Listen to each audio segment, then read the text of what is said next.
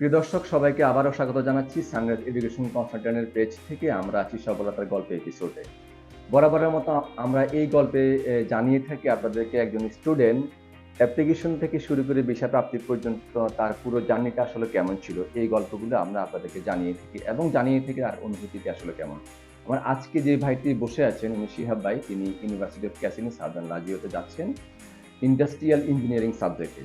ভাইয়ের মুখ থেকে শুনবো তার অনুভূতিটি কেমন। শুরুতেই আমরা ভাইয়ের বিষয়টি একটু আপনাদের সাথে শেয়ার করছি। তিনি আজকে কিছুক্ষণ আগে ইতালিয়ান এম্বাসি থেকে তার ভিসাটি কালেক্ট করেছেন। এই হচ্ছে তার ভিসা। আপনি ভিসাটি হাতে নিয়ে বলবেন এই মুহূর্তে অনুভূতি আসলে আপনার কেমন? আমার অনুভূতি কি বলবো এখন, ওটা ভাষায় প্রকাশ করার মতো না। অনেক দিনের ওয়েট করার পরেই এই জিনিসটা পেয়েছি, সেক্ষেত্রে অনুভূতিটা প্রকাশ করা যায় না সেসব। আচ্ছা, আপনি এই ইতালিতে পড়াশোনা করতে যাবেন, এই স্বপ্নটা আপনার মধ্যে কখন থেকে কাজ করছিল? এটা আমার ছিল আফটার এসএসসি এক্সাম। আমার বন্ধু ছিল কিছু, আমরা একসাথে ছিল আমাদের প্রিপারেশন যে আমরা ইন্টার কমপ্লিট করার পরে বাইরে পড়াশোনা করতে যাব। সেই থেকে আস্তে আস্তে আমাদের স্বপ্নটা শুরু হয়। সানরাইজ এডুকেশন কনসালট্যান্টের সাথে কানেক্টটা কিভাবে আপনি?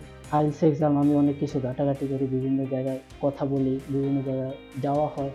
এরপর আমার একজন আপু, বড় আপু আমাকে রেফারেন্স করে সানরাইজ, তার মাধ্যমে আসা। এরপর আমার ভাইয়াকে পাঠাই, তারপর তাদের সাথে কথা বলে মনে হলো যে এখানেই ভালো হবে আমার জন্য। সেক্ষেত্রে আস্তে আস্তে আমি কাজটা শুরু করি এবং অবশেষে রেজাল্টটা পেয়ে যাই। এই যে শুরু থেকে জার্নিটা আসলে কেমন ছিল সানরাইজের সাথে আপনার? সেটা খুবই অত্যন্ত ভালো ছিল। তাদের অত্যন্ত ব্যবহার এবং তাদের সবকিছু আমাকে হেল্প করেছে বিভিন্ন ক্ষেত্রে। এ টু জেড সব ফাইল ওপেনিং থেকে ফাইল গোছানো পর্যন্ত, ফাইল সাবমিট করা পর্যন্ত সবকিছু তারা আমাকে হেল্প করেছে। আপনি তো নিশ্চয়ই জানেন ইউরোপের অন্যান্য কান্ট্রির তুলনায় ইতালিতে আ পেপারস রিকোয়ারমেন্ট খুব বেশি থাকে এবং ভিসা প্রাপ্তির ক্ষেত্রেও এম্বাসির রিকোয়ারমেন্ট অনেক বেশি থাকে। এগুলো গোছানোর ক্ষেত্রে কোনো কষ্ট হয়েছে কিনা? না, এগুলোর ক্ষেত্রে আমার উপরে তেমন ঝামেলা হয় নাই, কারণ আমার কাছে সানরাইজ এডুকেশন কোঅর্ডিনেটর ছিল এবং বেশ কয়েকজন, এবং আমার প্রতিদিনই কথা হতো এবং নিয়মিত তাদের সাথে যোগাযোগ ছিল। সেক্ষেত্রে আমার আর কোনো সমস্যা হয়নি। আপনি ১ম ফাইল ওপেনিং কবে করেছিলেন? এটা এক্সাক্ট ডেটটা মনে নাই, মেবি জানুয়ারির কোন মাঝামাঝি এমন। ২০২৫ এর 25 জানুয়ারির শুরুর মাস দিকে শুরু। প্রায়। ওকে। আপনি যখন সবকিছু কমপ্লিট হলো অল পেপারস, যখন আপনি এম্বাসিতে পেপারস সাবমিশন করলেন অ্যাপয়েন্টমেন্ট ডেট অনুসারে, সেই সাবমিশনের কতদিন পরে আজকে পাসপোর্টটা কালেক্ট করলেন? আমি খুবই লাকি যে আমি মাত্র 18 দিনের মধ্যে ভিসাটা পেয়ে যাই। ফাইন। ১৮ দিনের মাথায় আপনি জি। আজকে পাসপোর্টটা কালেক্ট করেছেন। যখন আপনি কি এম্বাসির ভিতরে খুলেই দেখেছিলেন ভিসাটা?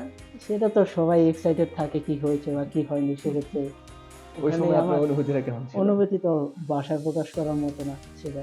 সবাই খুশি থাকে এবং ওকে। একেবারে অসংখ্য ধন্যবাদ আপনাকে। আমরা চাই আপনি বিদেশে গিয়ে ভালোভাবে পড়াশোনা শেষ করে এসে আপনি নিশ্চয়ই ভালো একটা ইউনিভার্সিটিতে যাচ্ছেন। University of casino southern Lazio. সেখানে ভালোভাবে পড়াশোনা শেষ করে দেশে এসে নিশ্চয়ই ভালো কিছু করবেন এই প্রত্যাশা করছি। ইনশাআল্লাহ। প্রিয় দর্শক, আপনারা শুনলেন আমাদের আরেকজন সফলতার গল্প এই আমাদের ভিসা সাকসেস স্টুডেন্টের মুখ থেকেই।